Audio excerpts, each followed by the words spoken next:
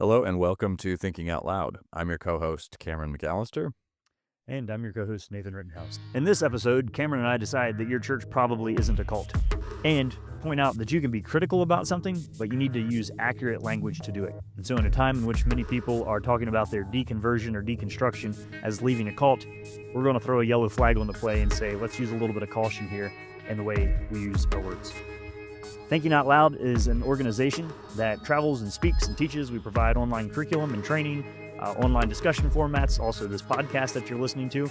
And if you like the idea of us being loose in the world, you can certainly support us by sharing or liking or commenting on the content that we produce, or you can support us financially by going to toltogether.com and clicking on the donate tab.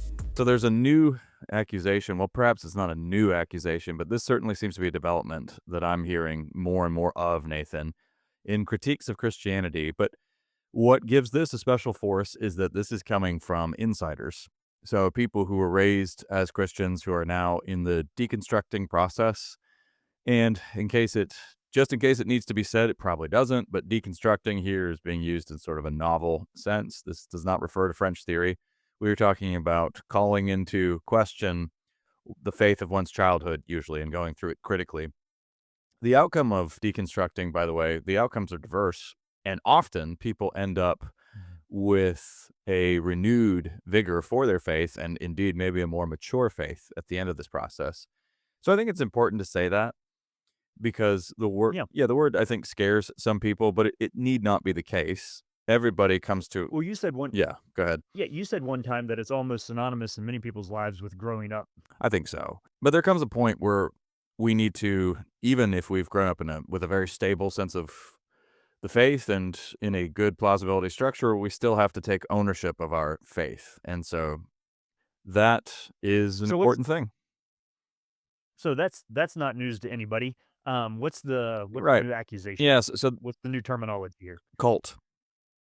The word cult is being used. I'm hearing this more and more, and I'm going to tread carefully. I realize that this is, so there are a couple of warnings here. This is a hot topic right now. Emotions run extremely high on this one, and people do have a tendency these days to receive any kind of critique here as somebody calling into question or trying to maybe take away credibility from their own experiences. That's not what we're attempting to do here. And Although, yeah, although, s- I mean, like you can have an interpretation of your experiences that aren't true. mhm, mhm.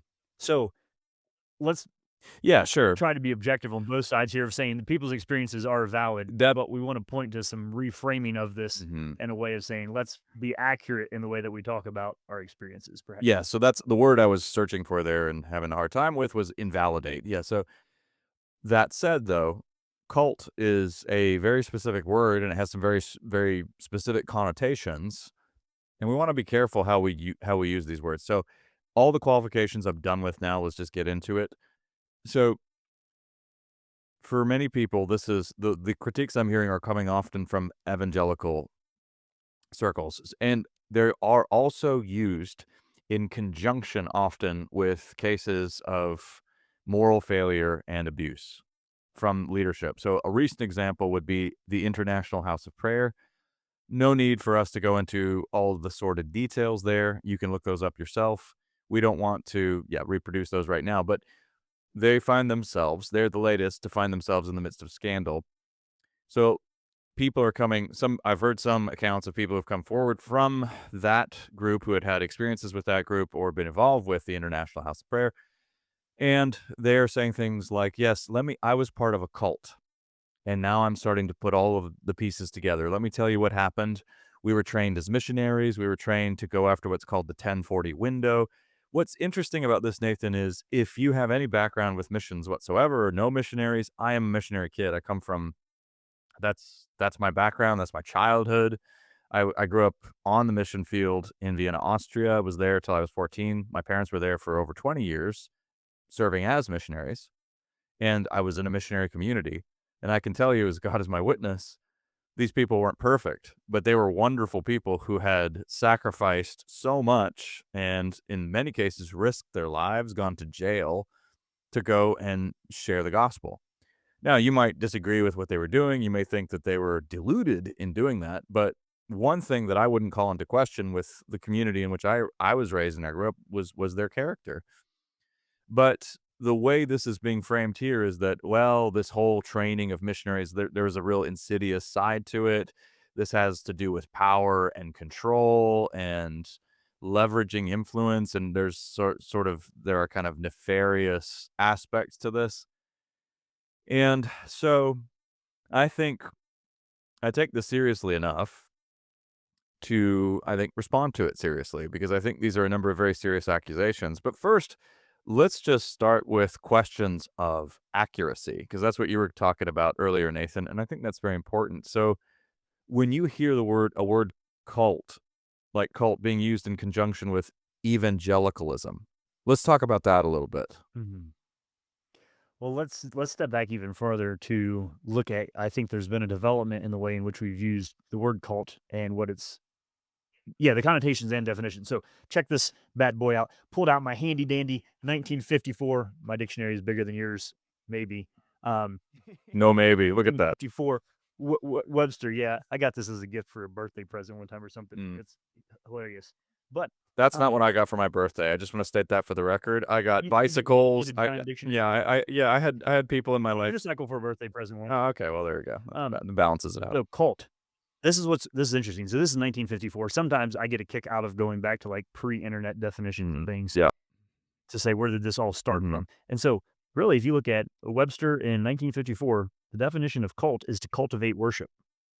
And so it can be worship, reverential honor, systems or outward forms, ceremonies used in worship, religious rites and formalities, deep regard for some person or thing, a person or thing receiving excessive devoted attention, admiration, and that's basically it.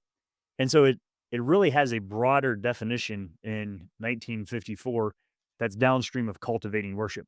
I think if we were to jump forward, it'd be interesting to say, like, is there a 1964 definition of this? That suddenly, when we start looking at definitions of what it means to be a cult, there's a spurious or unorthodox religious belief system.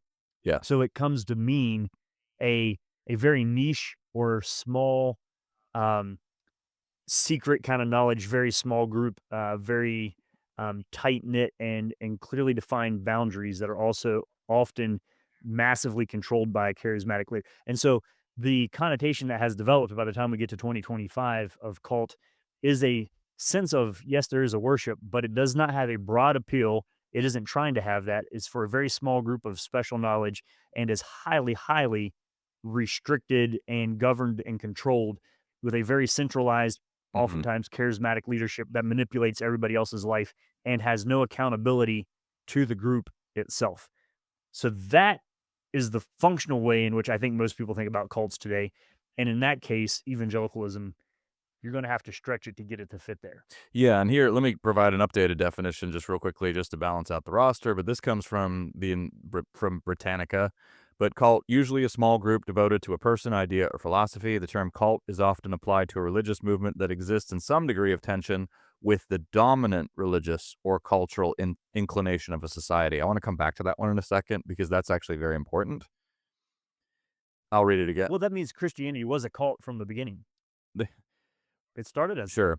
In recent years, the word cult has been most commonly used as a pejorative term for a religious group that falls outside the mainstream and, by implication, engages in questionable activities. Many new religions are controversially labeled as cults. So that also that there's a whole lot in that definition. It brings into play the fact that the word cult is not necessarily politically correct anymore. So it's seen as a pejorative. So, for instance, it used to be the case not too long ago that if you designated Mormonism as a cult, you were just affixing a technical description to it, a label. If you say Mormonism is a cult today, or if you talk to LDS people and say that, hey, you're members of a cult, that's probably going to be received as offensive. And that's a fairly recent development. So we can talk a little bit about that as well. But part of what that middle section of the definition is doing is it's showing you that a cult usually has taken some elements of a more major religious movement, say Christianity, and it's done some creative things with it. So that's me speaking somewhat diplomatically, but That's a generous way to. well, if you look at the role of, say, Jesus in Mormonism, for instance, you're gonna run in, or even, so we have in Christianity, we have the doctrine of the Trinity that looks very different in Mormonism. I don't want to just pick on one group here, Mormonism, but you could also take another Well, major it, group these days is Scientology, and Scientology has gotten yeah. so much press because of involvement with Hollywood people, particularly somebody like Tom Cruise, but then also those who were defectors who were at one point very, very, very involved, and then walked away and Mhm. talked about it. So there's that too.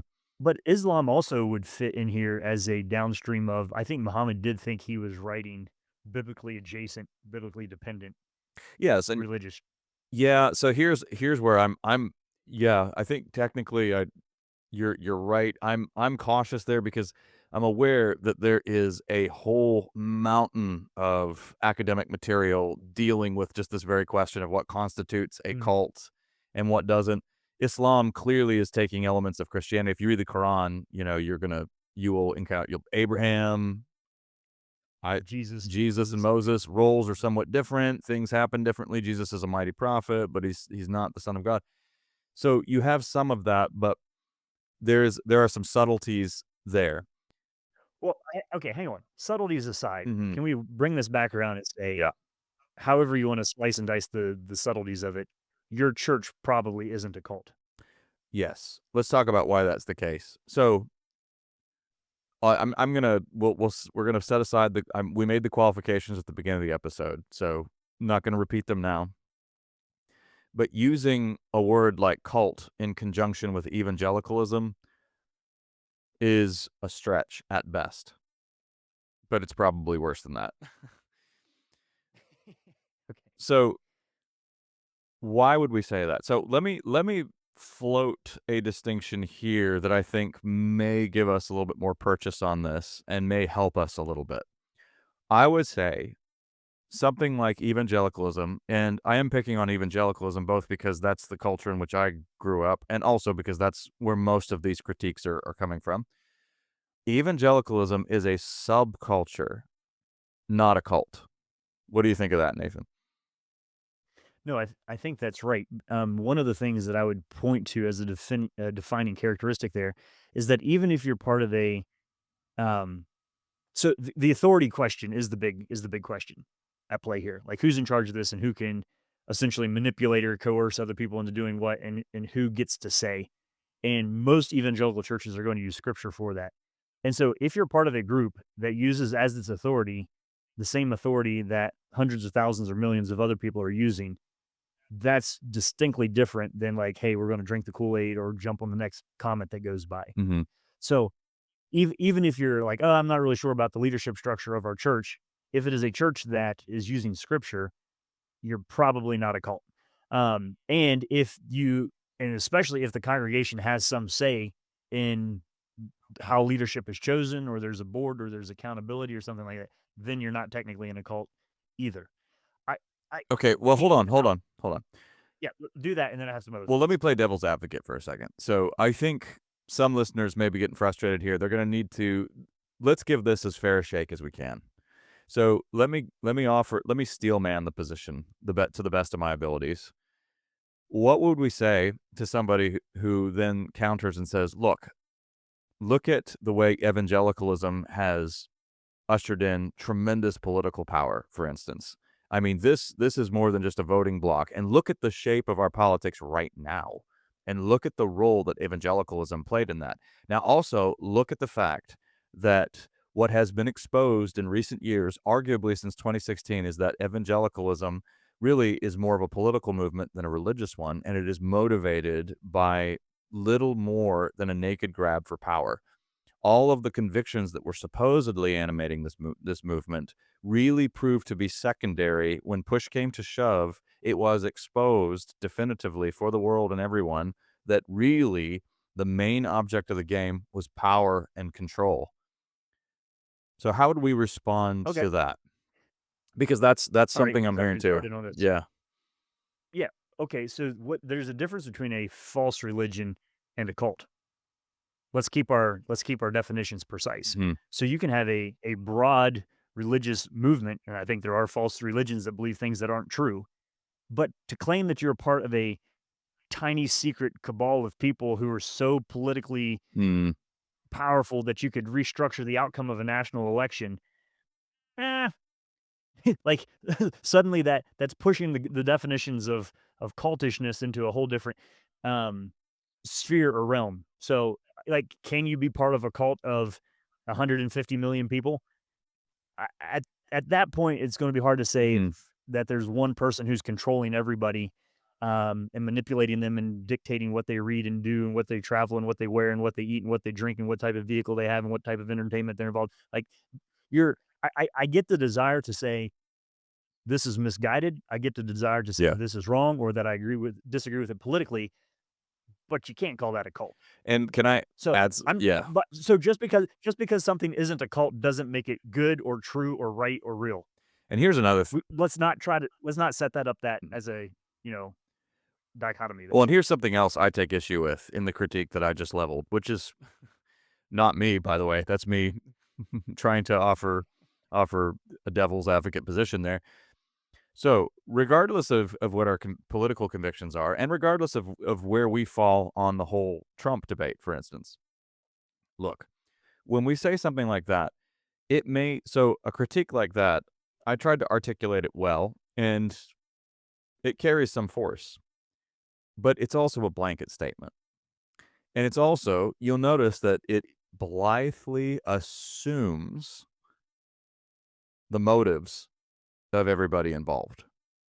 Now, there are Mm. religious belief systems, there are cults who are, and it is part of it is an express part of their doctrine to attain control and to attain high levels of influence and control. This is also part of certain religions. This is part of Islam, by the way. The goal of Islam is a universal caliphate here and now, where everybody comes under the rule of Sharia, okay? That is part of the belief system. That is not part, so you can look at the express doctrine of a belief system to see whether that aspiration is there. That aspiration, if we have a responsible reading of scripture and Christ and his commands, that kind of aspiration is not there. That kind of theocratic Also, vision. y or good luck getting your Jehovah's Witness friends or neighbors to read a theology book that isn't approved by the Watchtower Society. Yes. So there are technical ways to make those distinctions that have to do with actual hard doctrine and actual written accounts.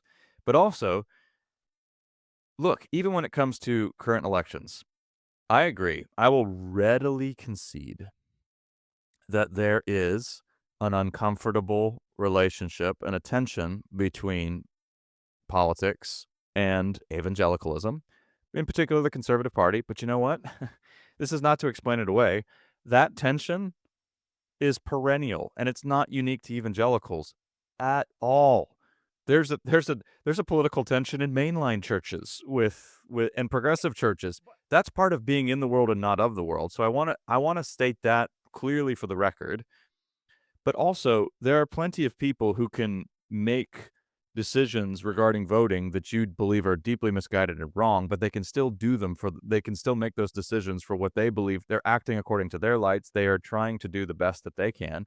And plenty of people, it's in other words, if we just say anybody who voted for this candidate is automatically xenophobic, misanthropic, homophobic, you know, again, that's a Part of a cult. yeah, part of a cult. These are blanket statements, and also they assume that you have unfettered access to the hearts and minds of these people, which you don't. Part of intellectual maturity is to be able to recognize that people can make decisions that you believe are deeply wrong and misguided, but they can still be trying to do the right thing.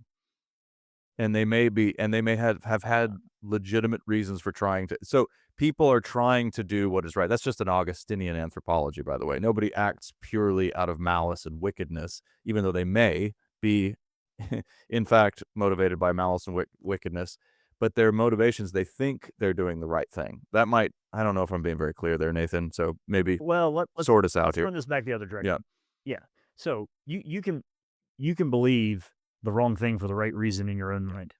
The human capacity to justify the things that we believe or do or think is There phenomenal, you go. Yep. and that's something to give us a little bit of epistemic humility toward, which is also a good reason to be part of a community that's broad enough to challenge some of what we're thinking. There's safety and stability in that. Uh, But to keep us on topic here, listen to what Cameron is saying, and straw men, steel men aside, this still doesn't define it as a cult. You tried to give it like a very charitable look. Let me give it let's go in the other direction Hmm. and say Sure. here's maybe a critical look at the prevalence of the use of the word cult, which is this: is that in certain circles you get extra social cred for saying you left a cult.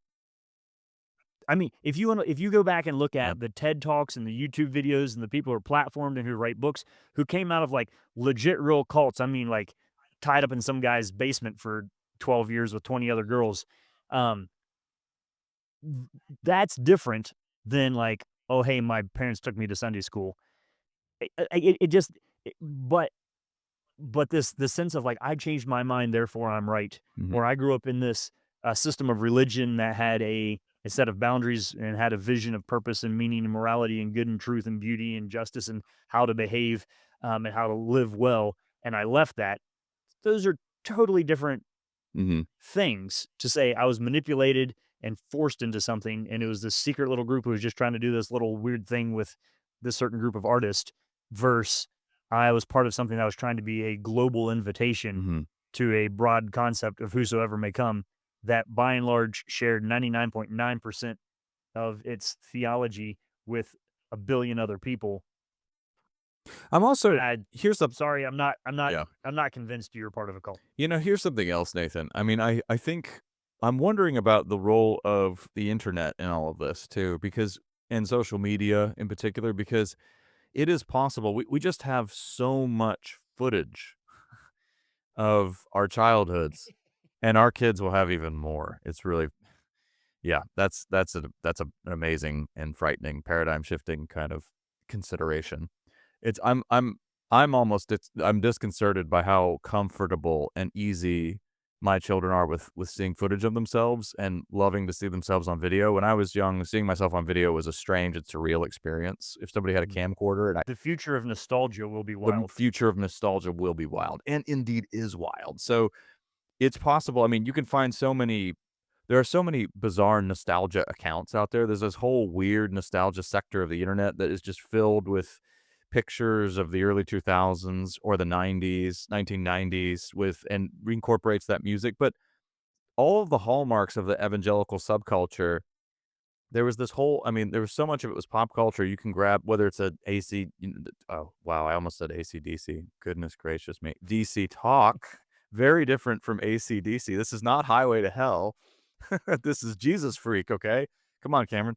But also, Jars of Clay, all this music, and I kinda missed the boat on some of this stuff, Nathan, because I grew up in overseas. So I Yeah. I I kinda missed out on a lot of this purity culture. My wife has been the one who's had to share with me a lot of the frankly strange features of purity culture and never, again, I missed some of this when I got I missed that by living in the country of West Virginia during that. I got some of that when I went to honestly, the first time I got it, I went to a small Bible college, which, by the way, from some of these evangelical people and influencers would definitely be pegged as a fundamentalist school, and I certainly it would have been pegged as a cult-like school, but I had a good experience there. But the first time I was there, when I first got there, those were my first real experiences with evangelical subculture, and it was wild. I mean, it was a whole new terminology. It was I had never. I just it took some getting used to. It took some adjustment, but Okay, well, yeah. hang on a second. Can I interrupt you here? So let's think of let's go back to this like remembering our childhood thing. Mhm. So I don't have any sisters, but so say we're looking at family pictures with my wife's side of the family, or I can remember my mom looking at pictures and being like, saying to her mom, like, "Mom, what were you thinking giving me that haircut?" Yeah. Or like laughing of like, "Oh, apparently like denim jumpers were a thing back in the day." Or, like you're looking back and you're laughing at Mhm. what was normal then that embarrasses us now. Mhm. Or, um, and so there's that sense of looking back and giggling or making fun of the past, Mhm. of looking at what was part of the subculture or the routine. So maybe it's the T-shirt of the Christian band you have in your closet or something, and you look back and laugh and be like, "Oh yeah, that was a thing."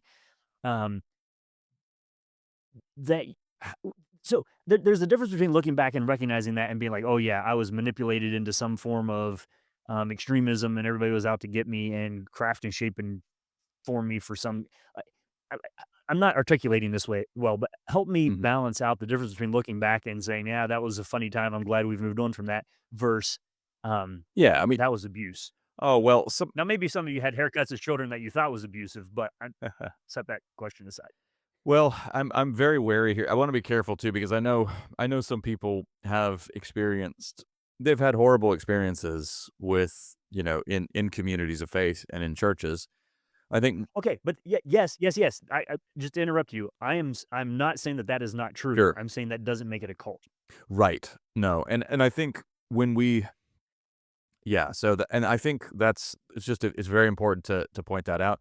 Yeah, I mean, part of what I think happens is we have a we have a conception now of individualism where we basically think we need to have a hand in everything, and we think we're granting kids these days way more autonomy. I mean, I'm amazed at sometimes how, well, let's see what they want to do. Well, they are a child, so it doesn't really matter what they want to do right now. We're going to do this. So when you were growing up, yeah, No, but hang on. The autonomy is in very limited categories. no, but It's when you're growing up, you're getting I mean, your parents are dressing you. Your parents I mean, part of the if you happen to be moving around in the milieu of a subculture, I remember one of the parts that's funny to me now, I look back at pictures of my dad with a Mega Life t-shirt on. Mega Life being styled after the same logo as the metal band Megadeth. And so Mega Life as the Christian counterpart to that. Now, I can look back at that and chuckle and maybe cringe a little bit. Dad certainly would cringe. And, those features were hallmarks. I remember Salty, the singing songbook. I don't know if you remember that, Nathan. Salty was this walking hymnal, and there were all sorts of lessons. Now, I hated Salty, the singing songbook when I was a kid, and that's just because I had good taste. And it was I'm sorry if you liked Salty, but Salty was terrible, and it wasn't my favorite at all. I'm guessing this is salty spelled with a P, right? Yes, it is. Yes, it is. You got it. So, clever, right? So this was a step down from the Veggie Tales.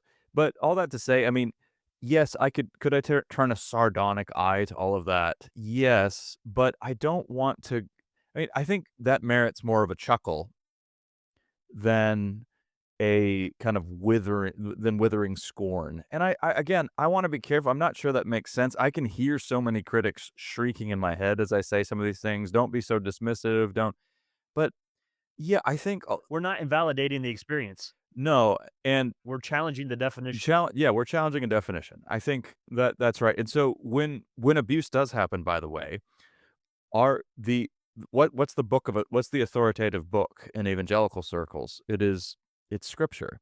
And so that would be a clear violation of the commands of scripture. So that happens and it is justified and sometimes it is covered up. That's horrific.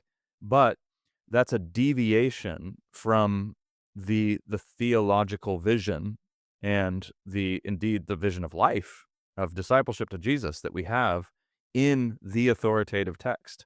Evangelicalism is a subculture, it's not a cult. It's filled with fallen human beings who do terrible things sometimes, and it's filled with people who make mistakes.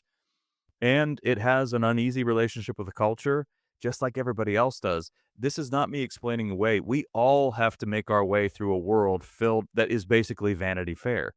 And it is filled with temptation. And it's just a perennial feature of human beings that the more we gain influence and power, that comes with sometimes a very heavy price tag, and it does bring about more temptation. And certainly evangelicalism has not been immune to that. And I think sometimes, here's what I will say, Nathan, and I think we've said this before, evangelicalism, let me say something I like about evangelicalism, and then how it goes wrong.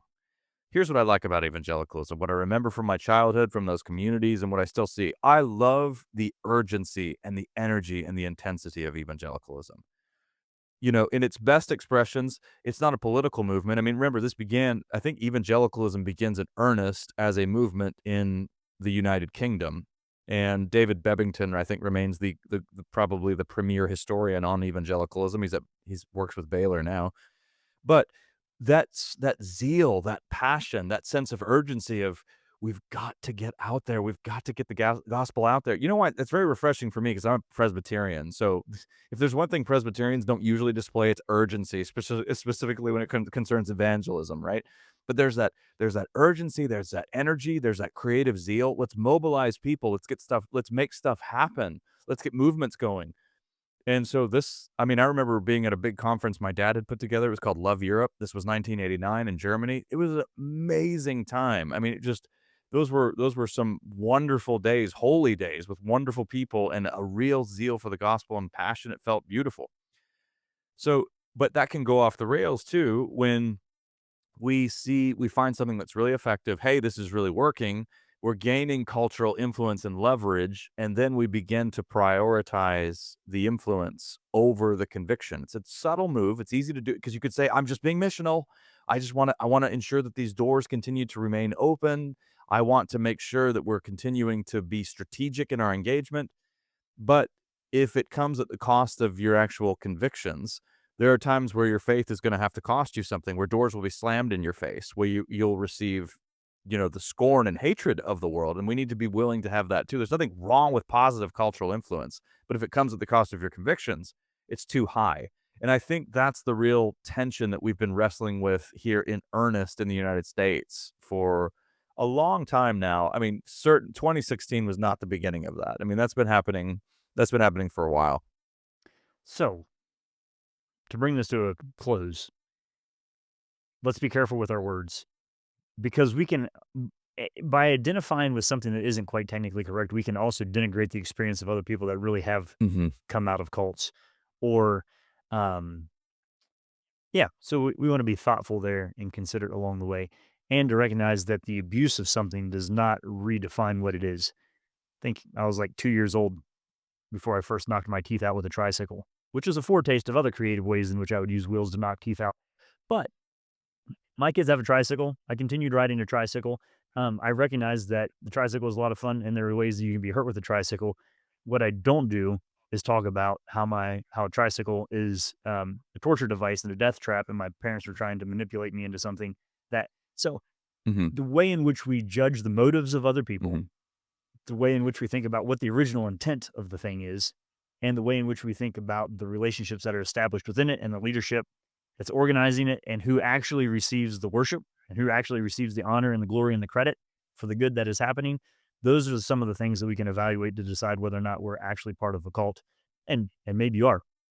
And God bless you as you've learned that and get away and take hold of the truth that is true. But if we weren't, and you can be critical and use accurate language. So that's That's good. a challenge and an encouragement for everyone. You can be critical and use accurate language.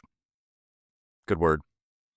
You've been listening to Thinking Out Loud, a podcast where we think out loud about current events and Christian hope. Thanks for listening to Thinking Out Loud.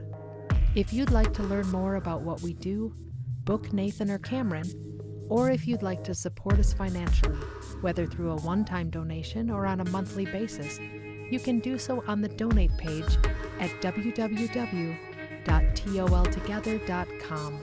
That's toltogether.com.